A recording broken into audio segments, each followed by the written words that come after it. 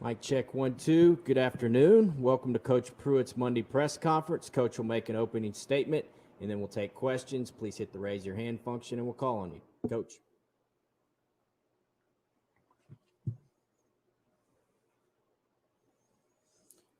After reviewing the game, I think I was pretty, kind of spot on after the game. Just starting offensively, I thought it was probably our best performance, especially up front. I felt like we really kind of dominated the line of scrimmage there, created some explosive plays in the run game. I thought our backs ran extremely hard, and I thought our tight ends blocked well, and we blocked well on the perimeter. We created some explosive plays in the throw game. We were better on third down.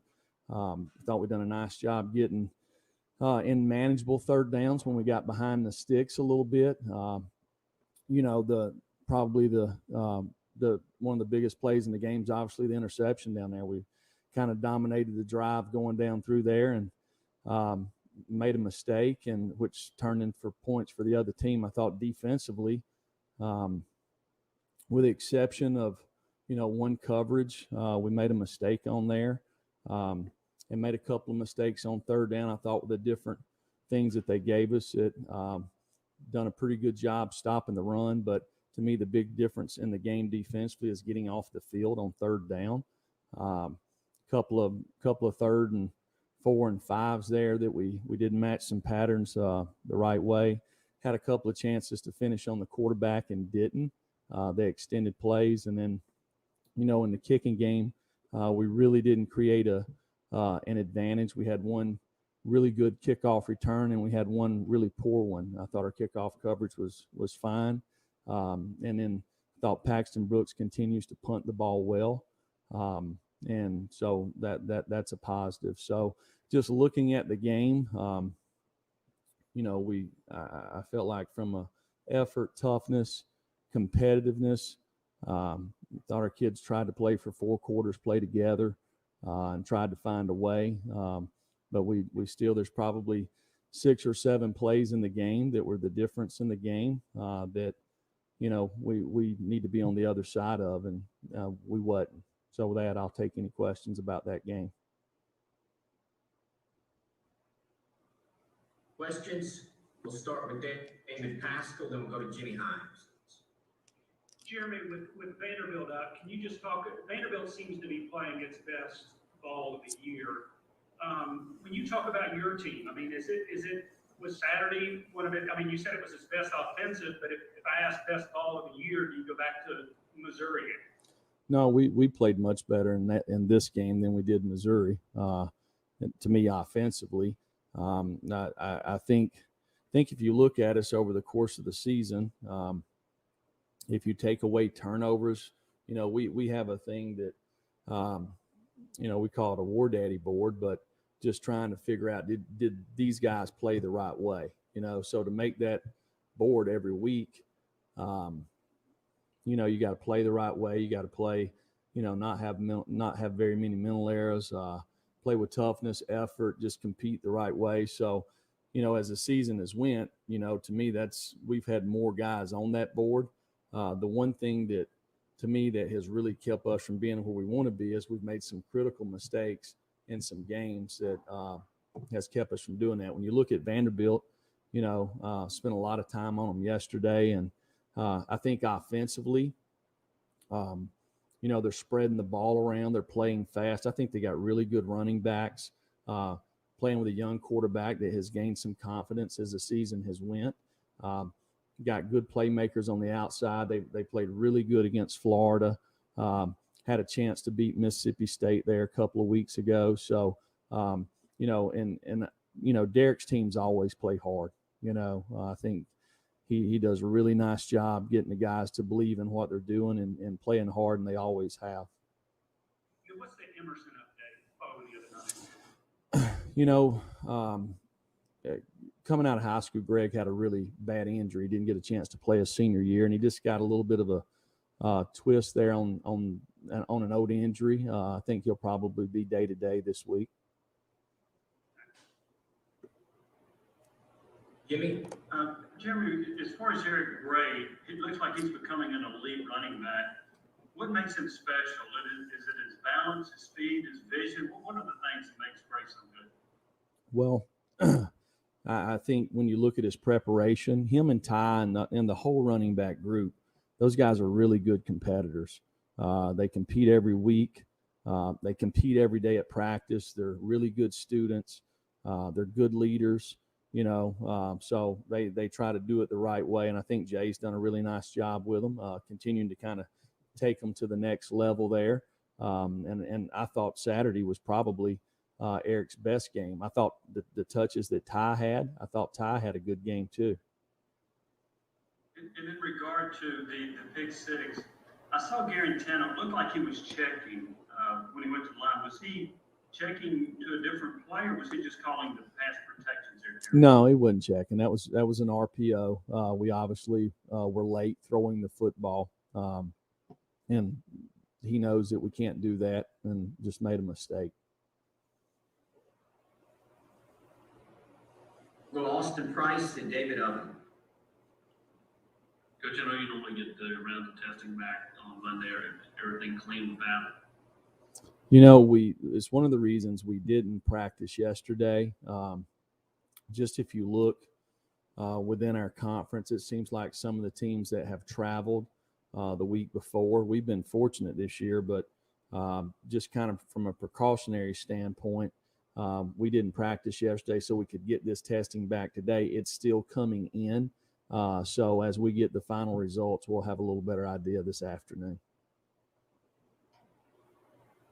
David? Jeremy, how would you assess what you've gotten from your safeties this season? And when you look at some of the coverage busts that have come up the last couple of games, why are those things happening? Well, I think you can look. I think Jalen McCullough and Trayvon Flowers have played really good ball for us over their career. Jalen missed the entire fall camp, and he's just a sophomore. He got hurt against Missouri, and he's played the entire year with an injury. So their practice time has been cut down. Same with Trayvon. These guys are practicing 1 or 2 days a week, just precautionary to make sure we protect them. I think because of that, there's probably been a few things there. It's not like there's a ton, but when you turn a guy loose, the fastest guy in the country there, it's hard not to hit him, right? And at that point in time, the game's 10-0, and I got to do a better job getting these guys prepared. This is not unusual. We've had guys over the years that maybe based off an injury to protect them down the road, we limit their reps during practice. So it's just something that we as a coaching staff need to do a better job so these guys are prepared a little better. And pass protection, and how would you assess what Hayes has done there, and specifically with Darnell and Wanye at tackle? I thought this week we actually done a pretty good job. Our running backs, the one thing, our running backs ran the ball really well in the game. I felt like we didn't protect as well there as we needed to. And that's something that we've got to work on this week. We'll go to Blake Topmeyer, then Nicholas Nick. Jared, you talked about the interception a little bit, but overall, after reviewing things, what was your evaluation of the way Jared played on Saturday, and how open do you see that competition being this week? Well, he done a lot of really good things in the game. Made a lot of good checks for us that got us in the right runs. These guys were shifting in and out of fronts, and that's important at the quarterback position. If you want to be efficient running the football, you got to make sure you're able to run it in the right fronts. Obviously, there's probably 3 or 4 plays in the game that needed to be better, particularly that one. It's a game-changing play, and it's something that he understands, and it's something that can't happen. You can't throw the ball to the other team anytime. There's going to be times that maybe you got a one-on-one shot or something, and you're throwing the ball, and somebody makes a good play, or maybe there's a time, maybe there's pressure and somebody hits you or something and the ball flutters out. But that was an unforced error, and you can't have unforced errors. I can follow up. You mentioned his impact on the running game. When a quarterback throws an interception, we all see that. How difficult do you think it is for a layperson to know what a quarterback is doing in the run game there, what their impact is? Because I'm not sure, that's obvious to regular football observers. You said what kind of person, Blake? I couldn't understand. I didn't understand you. Just folks like me, really. Oh, I got you. Yeah. Well, there's a lot. Like you can have guys that maybe throw the ball, make 2 or 3 really good throws, and you think they've had a good game, but maybe they miss in the run game, 50% of the time. There's a lot that goes into it. I mean, if you're going to run the zone to our right, and they got 6 people over there, and we got 3 guys to block them, we don't need to be running the zone over there. We need to be running it to the other side. So there's lots of things that kind of go into that. We've tried to keep it simple this year, just based off circumstance, really in our entire program, just because we've got guys in practice, out of practice. It's been an unusual year. So really in the kicking game, offensively and defensively, we've tried to err on the side of simplicity so we can make the other team beat us and give more guys an opportunity to play.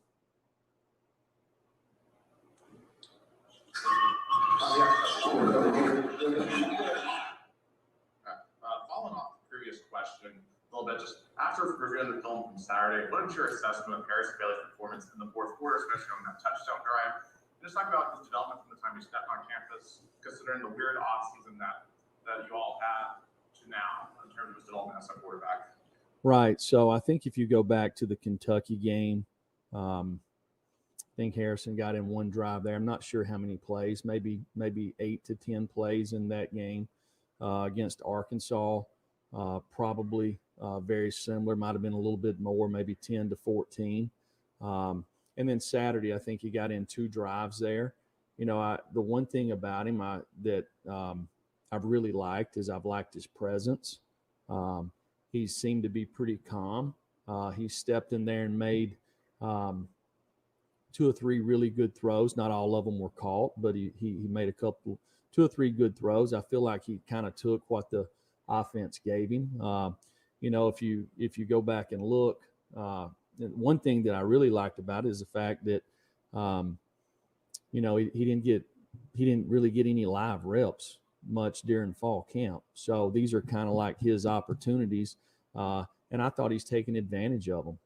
So it gives him confidence moving forward, which is important for him, and some experience there playing on the road.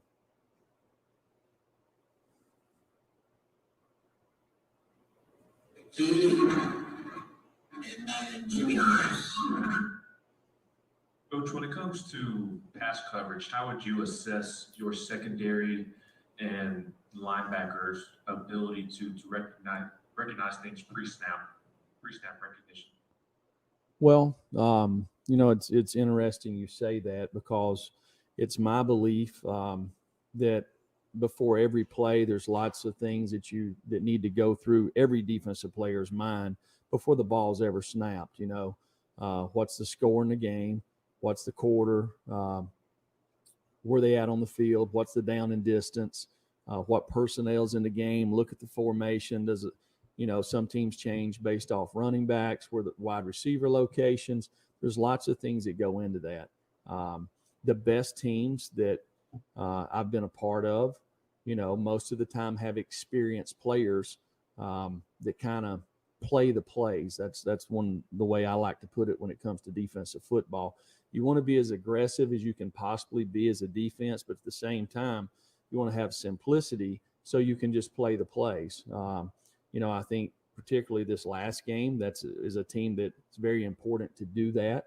There was a few change-ups in the game that, they probably got us on. And I think some of our lack of experience, it's guys playing a couple of different positions on third down.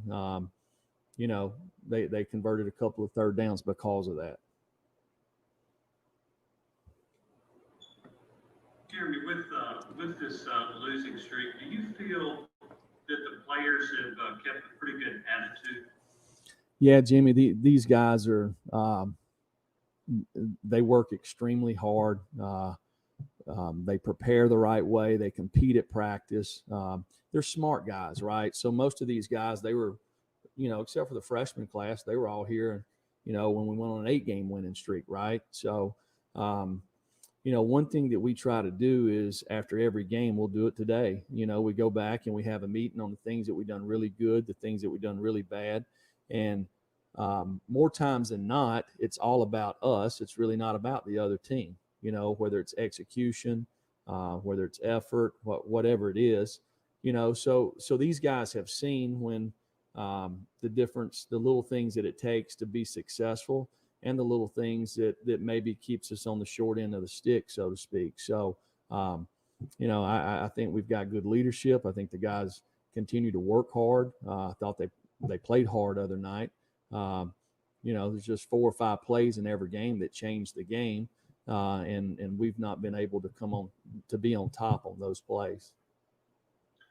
And also, does it ever bother you if a defensive player kind of fakes an injury to prevent a penalty or to stop an offensive going fast? Does that ever bother you? Oh, we don't coach that. All right. So I've been at places where that was the norm, but we hadn't coached that here. It's never been addressed with any of our players. All right, Austin Price, then David Ovens. Coach, you guys are giving them, I think, 50% on third down to opposing offenses this year. Have you been able to kind of pinpoint why they've been able to have success on third down, and what can you do to prevent that? Every week we go back and look at our quality control, and you start with 3rd and 1s to 2s. I think this year I believe it's 28 that we've had 3rd and 1s to 2s. Then we go 3rd and 3 to 6, 3rd and 7 to 10, and 3rd and 11 plus, and you want to see the percentages of that. Lots of times, obviously, 7 plus, 7 to 10, 11 plus. You should be better. We've been really good on 11 plus, which we should be. To me, we've not gotten off the field on 3rd and 3 to 6 and 7 to 10 like we normally would. So we've got to improve in those down and distances. And I've coached all different teams. I've coached teams that had phenomenal pass rushers. I've coached teams that really didn't have pass rushers. So you find ways to get it done. And we have struggled in that this year. And in the next week, this will be important. Getting off the field on third down. It's been important every week, but we've got to focus and improve there for sure. Maybe. Jimmy, some of the big plays, obviously the interception at the goal line this week. What's kind of your stats understanding for why those things sort of continue to happen with Jared back there when he's playing as much football as he has? What do you sort of see as the common theme with some of the mistakes that Jared's made this season? Well, I just know just particularly that when they're going all the way back, but just threw the ball late. It's a bang bang deal. It's a run play. If it's there on the pass, you give it to them. If it's not, you throw it away. It's pretty simple. It's 13-10 ball game there. Ends up being at least a 10-point swing. Could have been 14 points. So it was a big play in the game, obviously, and can't do that. It's obvious, right? Just can't make those mistakes. Eric Kane, then Matthew Ray. Jeremy, warned Morrell about the start the other night and got a lot of run out there at quarterback on defense. How would you evaluate his performance against Auburn? Warren's played really well the last 2 weeks. It's really the first action he's seen, a lot of action this year. He played really well for us early on last year as a freshman, and kind of got some guys back and didn't play as much, played on special teams. He missed a lot of fall camp. There was a point in time that we thought that we were going to move him to safety. And we did for one day during fall camp, just because we liked the way he was practicing and felt like that he was a guy that could give us some range in the back end. Smart guy. And then he missed several weeks there of practice, came back the day before the South Carolina game. So it's kind of been a little bit of a roller coaster for him, but the kid has kind of stayed the course. He's kept working. And I really thought he played really good the last 2 weeks.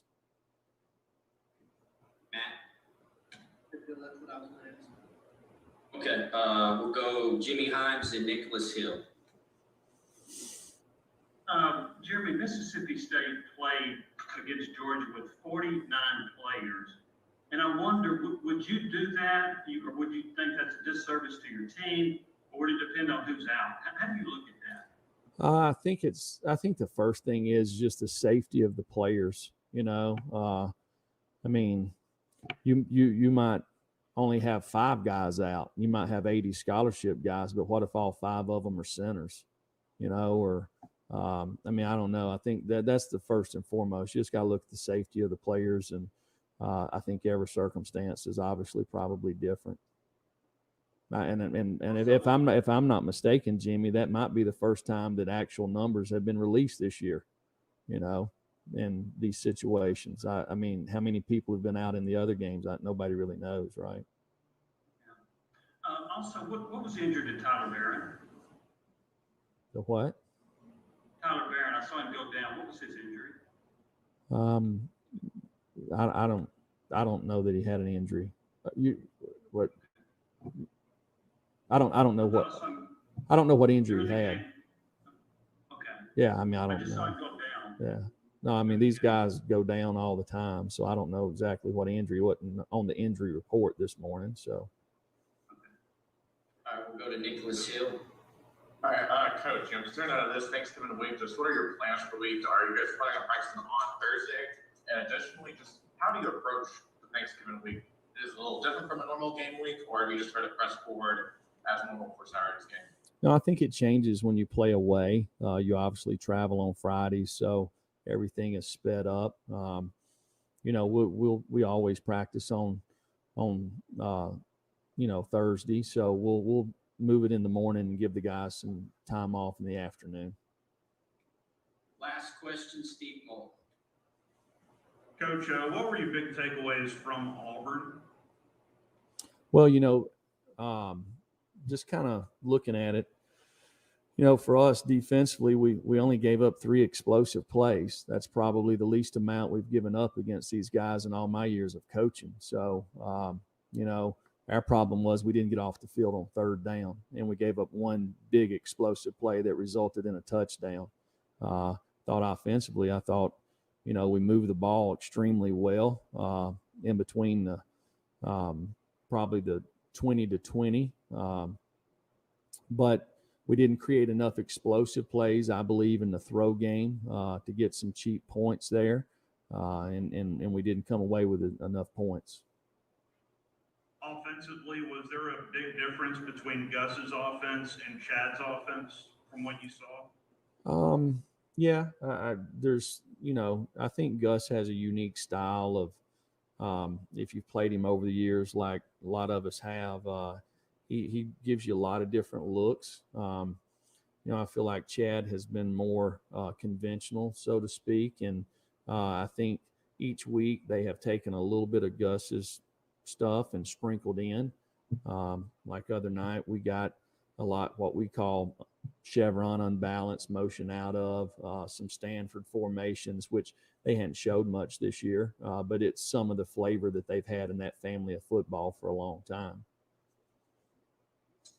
All right. Thank you very much. Yeah.